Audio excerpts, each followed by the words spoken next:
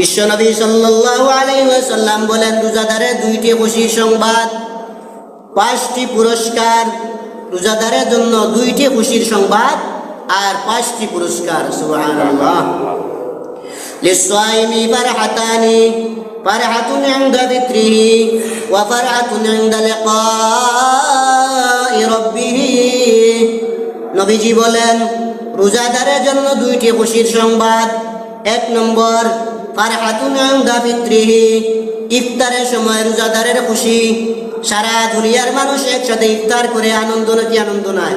আনন্দ, খুশির সংবাদ। সারাদিন রোজা রাখার পরে সকল মুসলমান মাগরিবের সময় একত্রে বসিয়া ইফতার করে। মা বোন কোনোদিন একসাথে খাবার খায় না, রোজার অবস্থায় ইফতার করে একসাথে। মসজিদে কোনোদিন মানুষ একত্রে খাবার খায় না, রোজার সময় সবাই মসজিদে একত্রে ইফতার করে।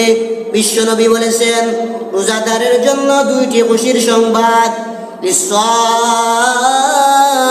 ফারহাতান, ফারহাতুন ইনদা যিকরিহি ওয়া ফারহাতুন ইনদা লিকাই রাব্বিহি। রোজাদারের জন্য প্রথম খুশির সংবাদ হইল ইফতারের সময় খুশির সংবাদ, অথবা ইফতার দ্বারা উদ্দেশ্য হইল রোজাদারের ঈদের দিন খুশির সংবাদ। সুবহানাল্লাহ। ইফতারের সময় হয়তো খুশির সংবাদ, অথবা রোজাদারের জন্য ঈদের দিন খুশির সংবাদ। 2 নম্বর পুরস্কার, ওয়া ফারহাতুন ইনদা লিকাই রাব্বিহি। রোজাদারের জন্য 2 নম্বর খুশির সংবাদ হইল মৃত্যুর পরে নিজ হাতে আল্লাহ রোজাদারকে জান্নাতে প্রবেশ করাইবেন।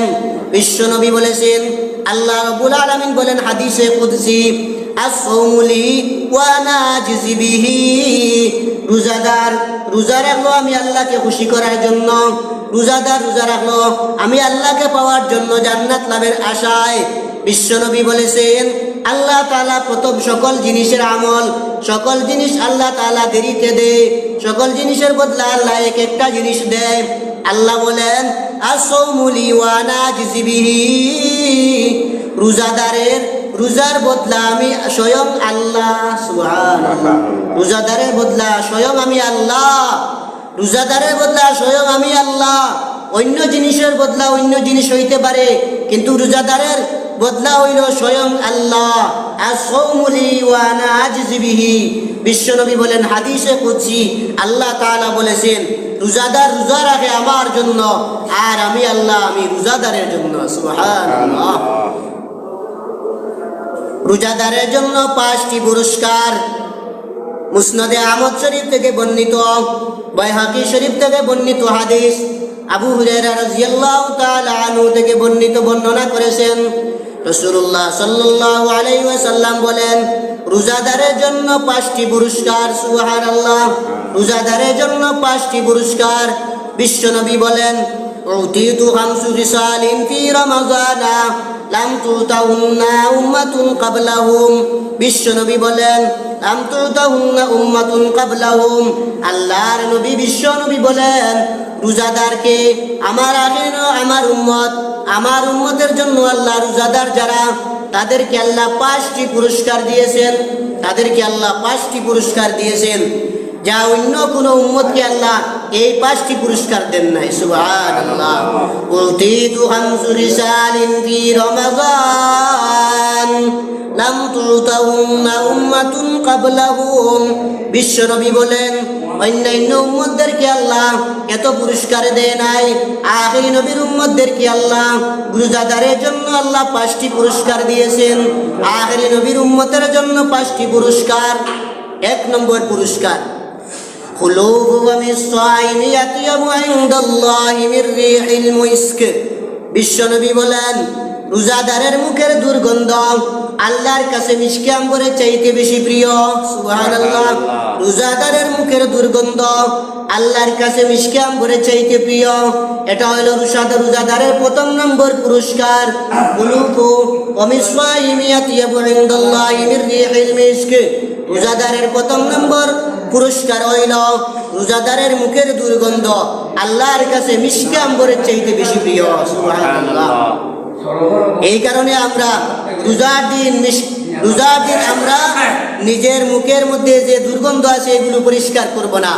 এই মুখের দুর্গন্ধ, রোজাদারের মুখের দুর্গন্ধ আল্লাহ রাব্বুল আলামিনের কাছে মিশকে আম্বরের চাইতে বেশি প্রিয়। সুবহানাল্লাহ। রোজাদারের 2 নম্বর পুরস্কার, ওয়ায়াস্তাগফিরু লাহুমুল হিতানু ওয়ায়াস্তাগফিরু লাহুমুল হিতানু হাত্তা ইফতিরু।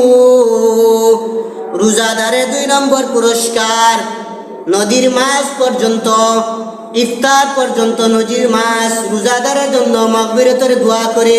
সুবহানাল্লাহ। নদীর মাছ রোজাদারের জন্য ইফতার পর্যন্ত দোয়া করে। ওয়ায়াস্তাগফিরু লাহুমুল হিতানু হাত্তা ইফতিরু। নদীর মাছ রোজাদারের জন্য মাগরিব পর্যন্ত, ইফতার পর্যন্ত রোজাদারের জন্য দোয়া করে মাগফিরাতের দোয়া করে। সুবহানাল্লাহ। 3 নম্বর পুরস্কার নবীজি বলেন, ওয়ায়ুযায়্যিনুল্লাহু আযযা ওয়া জাল কুল্লা ইয়াউমিন জান্নাতাহু। রোজাদারের জন্য আল্লাহ প্রতিদিন জান্নাত সুসজ্জিত করে। সুবহানাল্লাহ। জান্নাত আল্লাহ সাজাইয়া রাখেন। যখন রমজান শরীফের প্রথম রোজা হয় তখন আল্লাহ জান্নাত সাজায়, জান্নাত সুন্দর করে, জান্নাতের হুর পরীদেরকে আল্লাহ সাজাইয়া রাখে, জান্নাত সুন্দর করে সাজায়। হুর গিলমান, হুর পরী ডাক দিয়া বলে, আল্লাহ কোনদিন 11 মাস গেল কোনদিন জান্নাত সাজাইলাই না, আল্লাহ রমজান মাসে কেন জান্নাত সাজাও, রমজান মাসে কেন অত সুন্দর করে জান্নাতটা? আল্লাহ বলেন, আসসাউমু লি ওয়া আনা আজজি বিহি। হে জান্নাতি হুর পরী শুনে রাখো, রোজাদার সারাদিন রোজা রাখে, রোজাদারের জন্য জান্নাত আমি সুসজ্জিত করিয়া রাখে। রোজাদার রোজার দিনে যদি মারা যায় তার জন্য জান্নাতে যাবে। রোজাদার যখন জান্নাতে যাবে, জান্নাতে গিয়া হুর পরী জান্নাত সুসজ্জিত অবস্থায় পাবে। এই কারণে আমি আল্লাহ জান্নাতকে রমজান মাসে রোজাদারের জন্য সুসজ্জিত করিয়া রাখি, জান্নাতের সৌন্দর্য আমি আরো বাড়াইয়া রাখি। সুবহানাল্লাহ। আরেকটি হাদিসের মধ্যে বর্ণিত আছে, জান্নাতের যে গাছ-গাছালি আছে ওই গাছ-গাছালি থেকে একটা হাওয়া বাতাস প্রবাহিত হয়। একটা বাতাস যখন প্রবাহিত হয় ওই সময় গিয়া জান্নাতের হুর পরীর গায়ের মধ্যে লাগে। জান্নাতের হুর পরীর কাছে যখন এই বাতাসটা লাগে, জান্নাতের হুর পরীর সৌন্দর্য আরো বাড়িয়া যায়। সুবহানাল্লাহ। আরো রং বাড়ে, জান্নাতের হুর পরীর আরো সৌন্দর্য বাড়ে। হুর গিলমান ডাক দেয়া বলে, আল্লাহ এত সুন্দর সৌন্দর্য বাড়াও, জান্নাতেরও দেবতার সৌন্দর্য বাড়াও, আমাদেরও সৌন্দর্য বাড়াও। কারণ কি? আল্লাহ বলেন, জানো না আমার বান্দা 30টি রোজা রাখে রমজান মাসে, পানাহার করে না, খাবারও খায় না, বিড়িও খায় না, সিগারেটও খায় না, মানুষের সাথে ঝগড়াও করে না, ফাসাদও করে না। ও জান্নাতের হুর গিলমান হুর পরী, তোমরা জানো না আমার বান্দাকে আমি আল্লাহ নিজ হাতে জান্নাতে প্রবেশ করাইব, আমার আল্লাহকে আমি জান্নাতের মধ্যে দিব, জান্নাত সৌন্দর্য করি। জান্নাত রমজান মাসে তোমরা জান্নাতের হুর পরী যারা আছো তোমাদেরকে আমি সৌন্দর্য বাড়াইয়া দেই, যাতে জান্নাতীরা তোমাদেরকে দেখে আকর্ষণ আরো বাড়ে আর তোমরা তাদেরকে দেখে আরো আকর্ষণ বাড়ে। সুবহানাল্লাহ।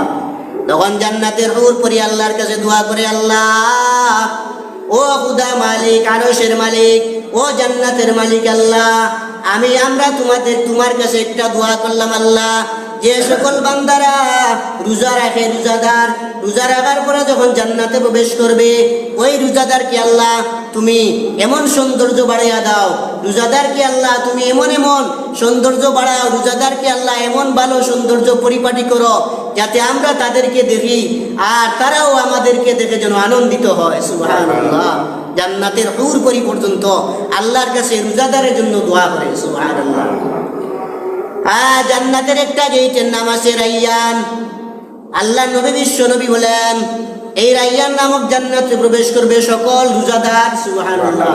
এই রাইয়ান নামক জান্নাতের একটা দরজা আছে, এই গেট দিয়া কোনো রোজাদার ছাড়া কোনো মানুষ প্রবেশ করতে পারবে না। সুবহানাল্লাহ। রোজাদার ছাড়া কোনো মানুষ এই জান্নাতের রাইয়ান নামক গেট দিয়া কেউ প্রবেশ করতে পারবে না। এটা হইল রোজাদারের 3 নম্বর পুরস্কার। 4 নম্বর পুরস্কার, ওয়াতুসফাদু ফীহি মারাদাতুশ শায়াতিন। ওয়াতুসফাদু ফীহি মারাদাতুশ শায়াতিন। রমজান মাসে রোজাদারের জন্য 4 নম্বর পুরস্কার হইল, রমজান মাসে আল্লাহ যত ধরনের জিন্নাত আছে, যত ধরনের শয়তান আছে, যত ধরনের জিন আছে, যত ধরনের, যাতে কোনো মানুষের সাথে বাদ কাজ করতে না পারে, শয়তান মানুষদেরকে ধোঁকা দিতে না পারে। আল্লাহ রাব্বুল আলামিন স্পেশাল ভাবে রোজাদারের 4 নম্বর পুরস্কার হিসাবে আল্লাহ শয়তান এবং জিন্নাতদেরকে আল্লাহ খাঁচা এবং শিকলের মধ্যে আবদ্ধ করিয়া রাখে। সুবহানাল্লাহ। রোজাদারের 4 নম্বর পুরস্কার হইল আল্লাহ রাব্বুল আলামিন জিন জাতিদেরকে আল্লাহ শিকলের মধ্যে আবদ্ধ করিয়া রাখে, আর শয়তানদেরকে আল্লাহ রাব্বুল আলামিন খাঁচার মধ্যে বন্দী করিয়া রাখে। 5 নম্বর পুরস্কার, ওয়ায়ুগফারু লাহুম ফি আখিরি লাইলিহি, ওয়ায়ুগফারু ফি লাহুম আখিরু লাইলিহি, ওয়ায়ুগফারু ফিহিম, ওয়ায়ুগফারু লাহুম ফি আখিরি লাইলিহি।